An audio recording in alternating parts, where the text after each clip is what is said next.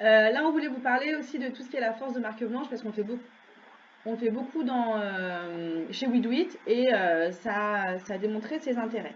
Donc, qu'est-ce que c'est qu'une marque blanche? Ce sont des communications parallèles à votre communication institutionnelle avec pour objectif de récolter un trafic additionnel.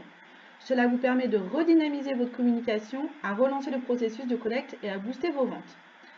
Le but, c'est d'améliorer par exemple la délivrabilité. Donc, j'ai vu qu'il y avait des questions par rapport à ça, on y répondra après. C'est-à-dire que par exemple, il y a une marque qui est existante depuis très longtemps, qui a été beaucoup diffusée, notamment en emailing. Et du coup, les FAI commencent à ne plus vouloir la diffuser parce que ça fait peut-être beaucoup de volume et ils voient que ça a un effet publicitaire assez néfaste.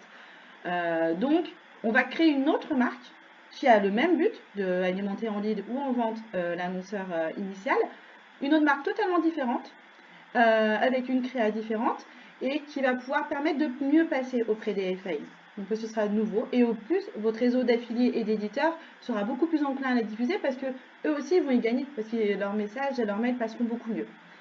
Ça nous permet aussi, donc nous en tant qu'agence notamment, de maîtriser tout de A à Z. C'est-à-dire que souvent les annonceurs nous délivrent leur matériel avec les kits mail, l'objet de mail, ce genre de choses. Et là, nous, on va pouvoir être force de proposition. On va pouvoir leur dire, écoutez, c'est peut-être mieux d'utiliser cet objet de mail là, ce sender là. Et ensuite, on va pouvoir maîtriser toute la partie graphique et notamment intégration. Et j'insiste beaucoup dessus, notamment aussi auprès de mes équipes. Un mail, il doit être très bien intégré, il doit être très bien créé pour mieux passer justement auprès des FAI. Donc on va pouvoir maîtriser tout cet aspect-là et le proposer bien sûr en validation à l'éditeur, à l'annonceur, pardon.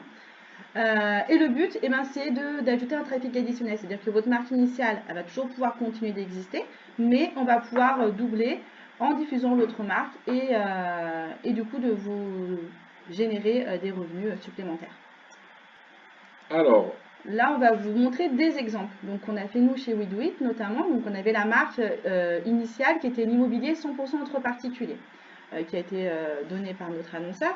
Et nous, on a fait la proposition de lui créer une autre marque qui est notamment Vendez votre bien. Donc, on a pu concevoir le logo, on a pu concevoir le nom de la marque et on a pu notamment mieux l'intégrer avec du texte, des boutons placés assez haut sur le kit. On a pu voir que ça avait augmenté de 45% nos taux de clics et de 20% de nos taux de conversion. Voilà, il faut vraiment avoir l'idée en tête que les marques blanches, ça peut être une solution alternative à vos besoins.